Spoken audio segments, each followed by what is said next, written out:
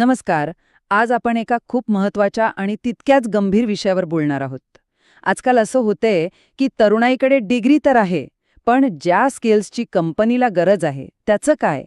शिक्षण आणि नोकरी या दोन्हीमध्ये एक मोठी दरी तयार झालीय आणि आज आपण ही दरी कशी भरून काढता येईल यावरच सविस्तरपणे बोलणार आहोत.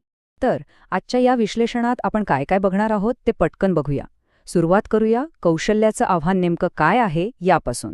मग आपण बघू की शिक्षणात काय बदल हवेत, सरकार आणि इंडस्ट्री काय करू शकते, आणि हो, डिजिटल युगाची गरज तर विसरून चालणार नाही.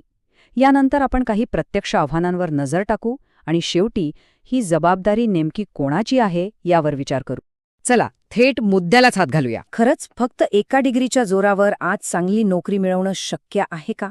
हा प्रश्न आजच्या तरुण पिढीसमोरचं एक मोठं वास्तव आहे आणि याच प्रश्नाच्या उत्तरात आपलं आजचं विश्लेषण दडलंय.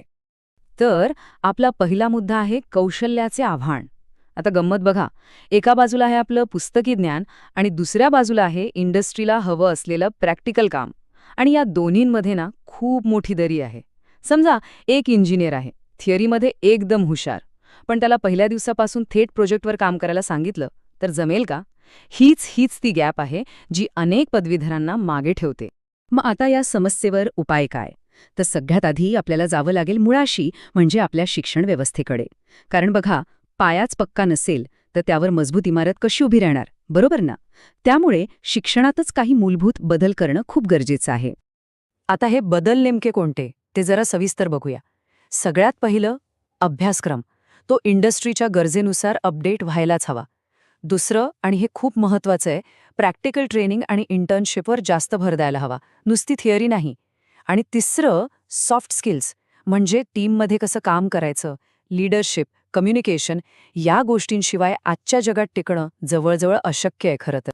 आता एक गोष्ट लक्षात घ्या, हे सगळं काम फक्त शाळा कॉलेज करू शकत नाहीत, अजिबात नाही. यासाठी सरकार आणि मोठमोठ्या कंपन्या, म्हणजे आपली इंडस्ट्री, या दोघांनी एकत्र येऊन काम करणं खूप गरजेचं आहे. हा एक टीम एफर्ट आहे. आणि त्यासाठी काही ठोस पावलं उचलली जात आहेत. जसं की सरकारने कॉलेजेसमध्ये स्किल डेव्हलपमेंट सेंटर्स सुरू केली आहेत.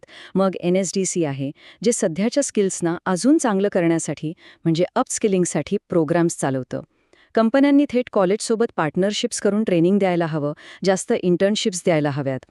आणि हो, फक्त शहरांचा विचार करून चालणार नाही. ग्रामीण भागातली जी पारंपरिक कौशल्य आहेत ना, जसं की शेती, हस्तकला, त्यांनाही प्रोत्साहन देणं तितकंच महत्त्वाचं आहे. आणि आता येतो तिसरा आणि आजच्या काळातला सर्वात महत्त्वाचा मुद्दा, डिजिटल स्किल्स. बघा, आज आपण डिजिटल युगात जगतोय. इथे टेक्नॉलॉजीचं ज्ञान असणं ही काही चॉईस नाहीये, ती एक बेसिक गरज बनली आहे.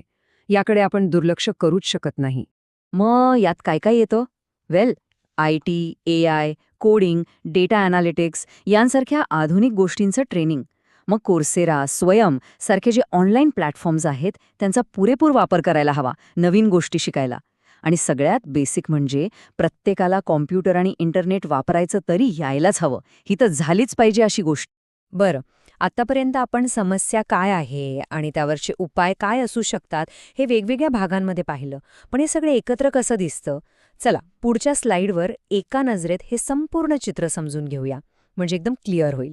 वा, ही टेबल बघा, किती सोप्या पद्धतीने सगळं मांडलंय. शिक्षण क्षेत्रात प्रॉब्लेम काय? तर अभ्यासक्रम जुना आहे. सोल्युशन, तो इंडस्ट्रीनुसार अपडेट करा. रोजगाराच्या बाबतीत स्किल्स नसल्यामुळे बेरोजगारी आहे. उपाय काय? तर स्किल डेव्हलपमेंट सेंटर्स.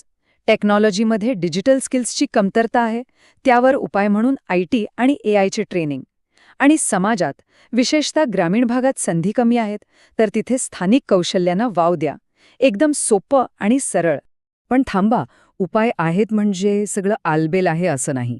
हा रस्ता वाटतो तितका सोपा नाहीये, कारण योजना बनवणं एक गोष्ट आहे आणि ती प्रत्यक्षात आणणं ही दुसरी. चला, आता या मार्गातले खरे अडथळे काय आहेत ते बघूया.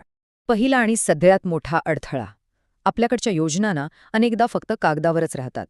सरकार योजना आणतं, पैसेही देतं, पण त्या योजना गरजू लोकांपर्यंत पोहोचतच नाहीत. मध्येच कुठेतरी हरवून जातात. ही एक खूप मोठी समस्या आहे. दुसरा प्रॉब्लेम आहे क्वालिटीचा, म्हणजे प्रशिक्षणाचा दर्जा. स्किल डेव्हलपमेंटच्या नावाखाली फक्त सर्टिफिकेट वाटली जातात, पण जे शिकवलं जातंय ते जर इंडस्ट्रीच्या कामीच येणार नसेल तर त्या सर्टिफिकेटचा काय उपयोग? म्हणजे वेळ आणि पैसा दोन्ही वाया. आणि तिसरं आव्हान हे आपल्या सगळ्यांच्या मानसिकतेत आहे. आजही आपल्या समाजात कौशल्यापेक्षा डिग्रीला जास्त महत्त्व दिलं जातं. काय येतं यापेक्षा किती शिकला आहे हे विचारलं जातं. ही मानसिकता जोपर्यंत बदलत नाही तोपर्यंत खरा बदल होणं खूप कठीण आहे. मग आता पुढे काय? मार्ग काय आहे? तर एक गोष्ट स्पष्ट आहे, ही समस्या फक्त सरकारची किंवा फक्त शिक्षण संस्थांची नाहीये, ही आपल्या सगळ्यांची एक संयुक्त जबाबदारी आहे. देशाचं भविष्य यावर अवलंबून आहे. आणि हे वाक्य बघा, हे सगळं किती सुंदरपणे सांगतं. कौशल्य विकास हा फक्त नोकरी मिळवण्यासाठी नाही, तर तो इनोव्हेशनसाठी, आत्मनिर्भरतेसाठी आणि जागतिक स्पर्धेत टिकून राहण्यासाठी आवश्यक आहे. यापेक्षा जास्त चांगलं याचं महत्त्व कोण सांगू शकेल? आणि जाता जाता हा एक प्रश्न आपल्या सगळ्यांसाठी. या सगळ्या बदलामध्ये आपली भूमिका काय असू शकते? एक विद्यार्थी म्हणून, एक पालक म्हणून, एक शिक्षक, एक उद्योजक किंवा अगदी एक सामान्य नागरिक म्हणून या मोठ्या बदलात आपण आपलं योगदान कसं देऊ शकतो यावर नक्की विचार करा.